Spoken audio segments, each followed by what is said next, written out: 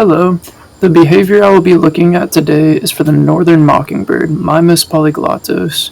I found that when this bird hunts for insects, such as cicadas or stink bugs, after it has devoured the insect, it will clean its bill in a manner that I have deemed bill wiping.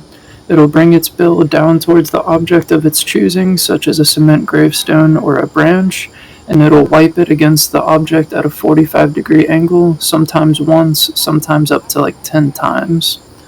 The first level of analysis I'll be looking at is causation. My hypothesis for this is that debris left behind on the mockingbird's beak from eating stimulates the beak and triggers the mockingbird to clean it off. A supporting article I found is an experiment done on starlings, and this is by Kuthel, Witter, and Clark, published by the Oxford Department of Zoology in 1992. They found that the starlings that ate sticky foods wiped their bills more often than the starlings that ate no sticky foods or no food at all. So this suggests that when there's something adhesive on the bird's beak, it wants to wipe it off. And this could be in the case of the mockingbird with the insect guts. The next hypothesis is for development. It says juvenile mockingbirds observe their mature kin cleaning their beaks after they eat, and they practice the same action over time. A supporting article I found for this is an experiment done by Loretto, Skircher, Fedspriel, Henrich, and Bungier, published by the University of Vienna, Austria in 2020. They found that juvenile ravens, when subject to a human opening a jar in two different manners, were able to copy that human on both occasions. So the first and the correct manner is the horizontal manner, and juvenile ravens were able to copy this human and translate it into their own terms of using their beak.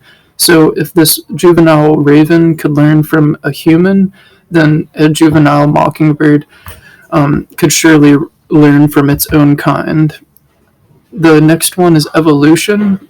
The hypothesis for this is bill wiping is a common behavior in many bird species, including the morphologically similar shrike. So this behavior likely appeared early in the avian evolution.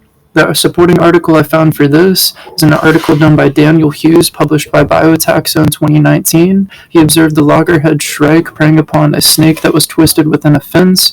He found that after the shrike ate the snake, it went up to a higher part of the fence and wiped its bill in a manner similar to the northern mockingbird.